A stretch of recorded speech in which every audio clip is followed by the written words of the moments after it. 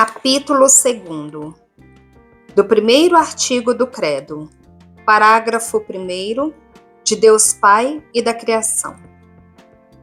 Número 22, que nos ensina o primeiro artigo do Credo: creio em Deus Pai Todo-Poderoso, Criador do céu e da terra. O primeiro artigo do Credo ensina-nos que há um só Deus, o qual é todo-poderoso, e criou o céu e a terra e todas as coisas que no céu e na terra se contêm, isto é, todo o universo. 23. Como sabemos nós que há Deus? Sabemos que há Deus porque a nossa razão nolo demonstra e a fé nolo confirma. 24. Por que se dá a Deus o nome de Pai? Dá-se a Deus o nome de Pai, primeiro porque é Pai por natureza, da segunda pessoa da Santíssima Trindade, isto é, do Filho por ele gerado. Segundo, porque Deus é Pai de todos os homens, que ele criou, conserva e governa. E terceiro, porque finalmente é Pai pela graça de todos os cristãos, os quais por isso se chamam filhos adotivos de Deus. 25. Porque o Pai é a primeira pessoa da Santíssima Trindade. O Pai é a primeira pessoa da Santíssima Trindade porque não procede de outra pessoa, mas é o princípio das outras duas pessoas, isto é, do Filho e do Espírito Santo. 26. Que quer dizer a palavra Todo-Poderoso?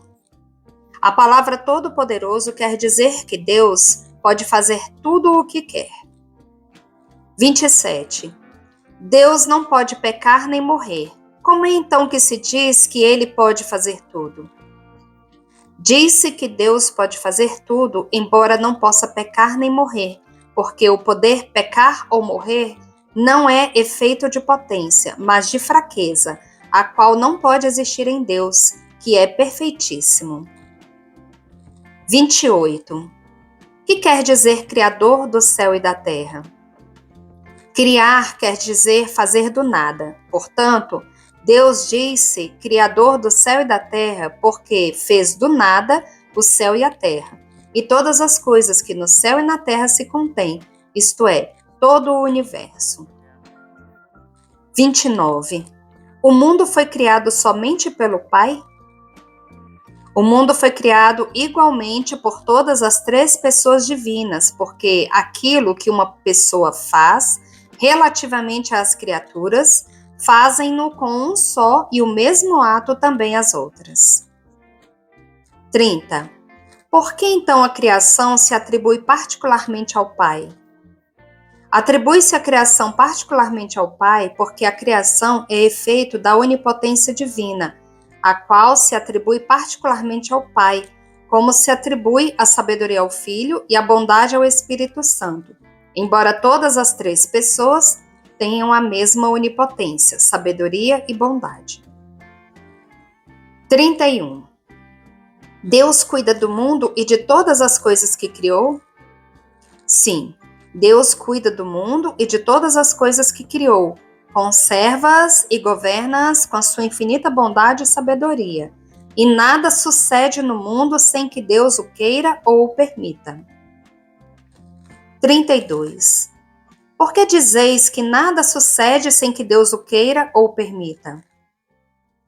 Diz-se que nada sucede no mundo sem que Deus o queira ou o permita, porque há coisas que Deus quer e manda, e outras que ele não quer, mas não impede, como o pecado. 33. Por que Deus não impede o pecado? Deus não impede o pecado porque até do abuso que o homem faz da liberdade que ele lhe concedeu, sabe tirar um bem e fazer resplandecer ainda mais a sua misericórdia ou a sua justiça. Parágrafo 2º dos Anjos. Número 34. Quais são as criaturas mais nobres que Deus criou?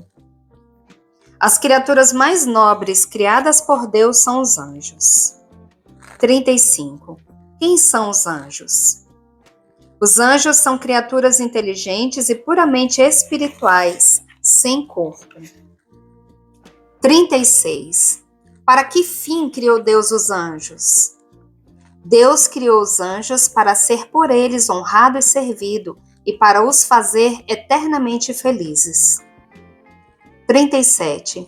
Que forma e que figura têm os anjos?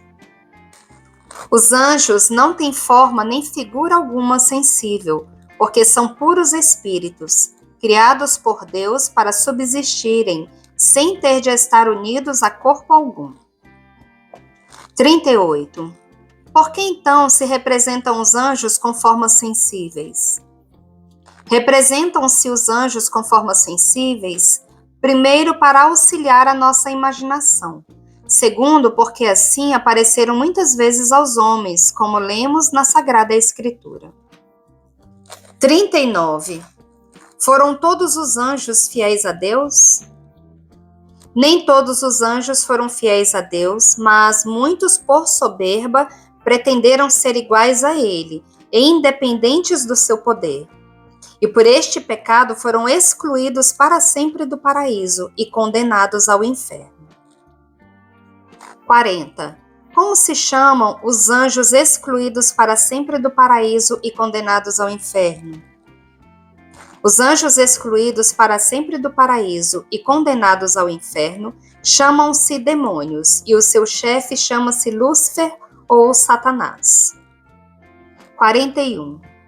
Os demônios podem fazer-nos algum mal? Sim, os demônios podem fazer-nos muito mal à alma e ao corpo, se Deus lhes der licença, sobretudo tentando-nos a pecar. 42. Por que nos tentam os demônios? Os demônios tentam-nos pela inveja que nos têm e que lhes faz desejar a nossa eterna condenação, e por ódio a Deus, cuja imagem em nós resplandece. E Deus permite as tentações a fim de que nós, vencendo-as com a sua graça, pratiquemos as virtudes e alcancemos merecimentos para o céu.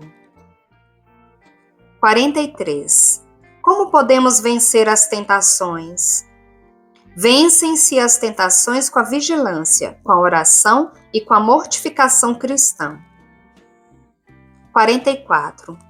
Os anjos que se conservaram fiéis a Deus, como se chamam? Os anjos que se conservaram fiéis a Deus chamam-se anjos bons, espíritos celestes ou simplesmente anjos.